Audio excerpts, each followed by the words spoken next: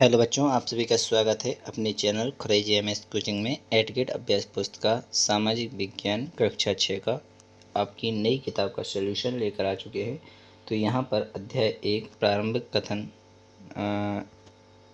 क्या कब और कहाँ कैसे, यह पाठ लेकर आ चुके हैं। तो चलिए इसे आप देखेंगे पूरा सलूशन से है। तो पहला पाठ ही आपका, तो इसे आप देख लीजिएगा।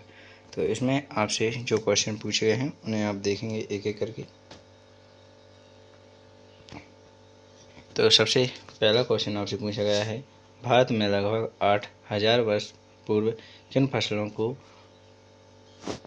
उपजाना प्रारंभ कर दिया गया था? तो गेहूँ, जौ।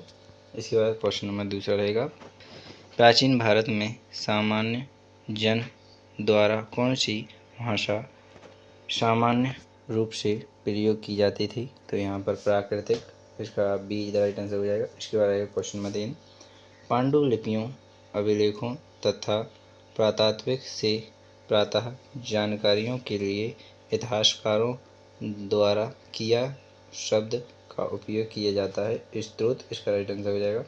इसके बाद चौथा क्वेश्चन, गंगा नदी के दक्षिण में विशाल प्राचीन शब्द राज्य था? तो यहाँ पर मगध, इसका राइट आंसर हो जाएगा। इसके बाद देखेंगे पांचवा, ताड़ पत्रों से बनी पांडुलिपि लगभग कितने वर्ष पहले लिखी गई थी? तो यहाँ पर लगभग 2500 वर्ष पहले।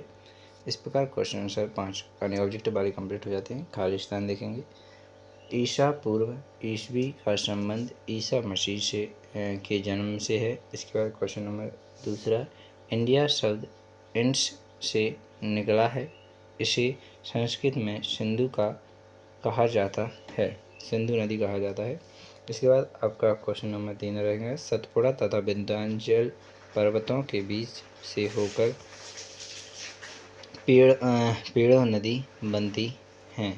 ठीक है, पेड़ो नदी बनती है। कौन सी? पेड़ो नदी बनती है। इसके बाद चौथा रहेगा, लगभग 1000 वर्ष पहले किताब बनाने के लिए 13,000 के पत्तों का उपयोग किया जाता था। ठीक है। इसके बाद क्वेश्चन नंबर आपका अगला रहेगा, पेड़ों के पत्तों का उपयोग किया जाता है। ठीक है, 7,000 13,000 के पत्तों। ठीक है। इसके बाद अगला क्वेश्चन दिया जाएगा, कृषि का आरंभ लगभग 8,000 वर्ष पूर्व हुआ था। ठीक है। इसके बाद रहेगा क्वेश्चन ऑब्जेक्टिव क्वेश्चन के बाद खालिस्तान क्वेश्चन भी कंप्लीट कर लिए हैं। अब देखेंगे क्वेश्चन आंसर। तो क्वेश्चन नंबर 7 में आपसे पूछा गया है, अतीत के बारे में हम कैसे जान सकते हैं? तो अतीत के बारे में जानने के लिए हम अतीत में लिखी पुस्तकों, पांडुलिपियों, पत्थर अथवा धातु जैसी कठोर सतहों पर उत्कीर्ण अभिलेखों, इमारतों के अवशेष, चित्रों, मूर्तियाँ, औजारों, हथियारों,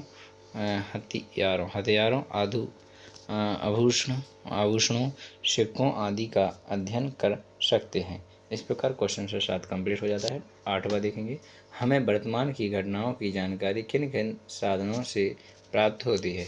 हमें वर्तमान की घटनाओं की जानकारी रेडियो, टेलीविज़न, अखबार, किसी भी व्यक्ति से बात करके आदि साधनों से प्राप्त होती है। इस प्रकार क्वेश्चन आंसर 8वीं कंप्लीट हो जाता है। 9 देखेंगे, पांडुलिपि से क्या आशय है? अतीत में हाथ से लिखी गई पुस्तक को पांडुलिपि को कहा जाता है। तो इस प्रकार क्वेश्चन नंबर 9 कंप्लीट हो जाता है। अब देखेंगे क्वेश्चन नंबर 10। तो क्वेश्चन नंबर 10 में आपसे पूछा गया है, शिलालेख एवं अभिलेख में क्या अंतर है? पत्थरों तथा चट्टानों पर लिखे गए लेख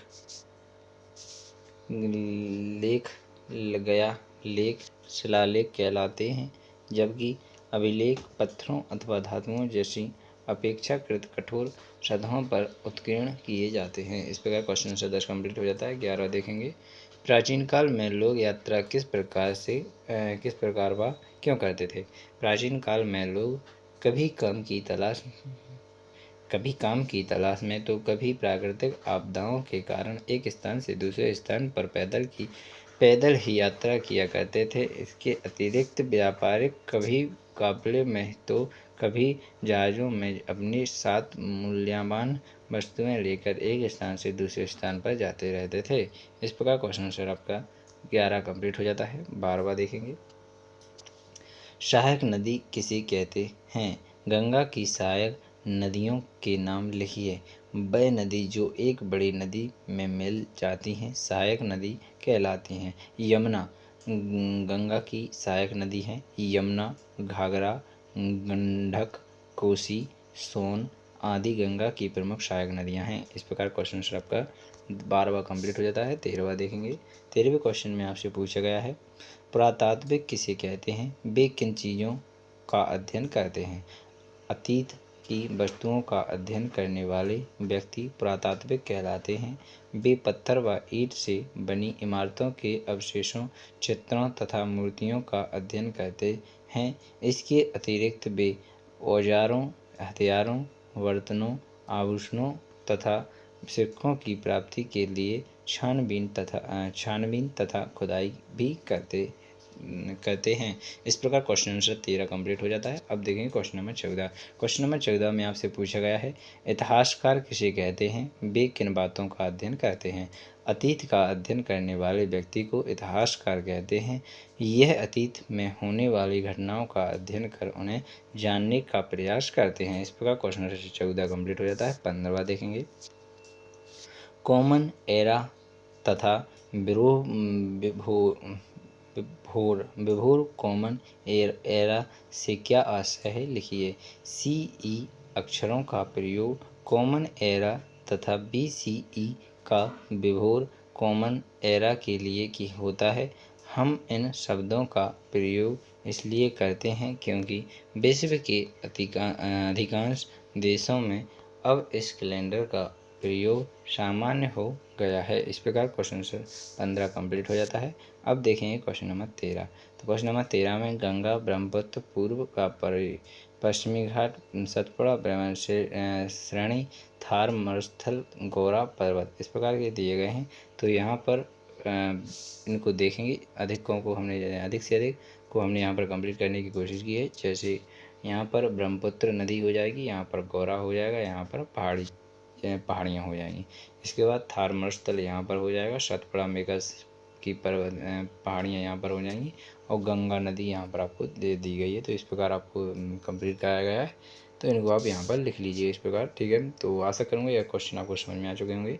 तो आपने यहाँ पर पूरे पार्ट कंप्लीट कर लिया है। तो इसके जो आगे के क्वेश्चन हैं वो आपको नेक्स्ट वीडियो में प्रोवाइड किए जाएंगे। आगे क्वेश्चन का मतलब है जो यानी पार्ट 1 है, पार्ट 2, पार्ट 3 आगे की जो वीडियो होंगी वहाँ पर आपको प्रोवाइड किए जाएंगे। तो जल्दी से चैनल को सब्सक्राइब कर लें जिससे कि आपको संपूर्ण किताबों का सलूशन आपको मिल सके। तो इस चैनल के माध्यम से संपूर्ण किताब हिंदी, अंग्रेजी, गणित, मैथ सबके मिलेंगे। तो हमारे चैनल को सब्सक्राइब करें, बेल आइकन को दबाएं और अधिक से अधिक बच्चों के लिए शेयर करें जिससे सब बच्चों की हेल्प हो सके। वो आपके लिए धन्यवाद कहेंगे। Thank you and the watch time.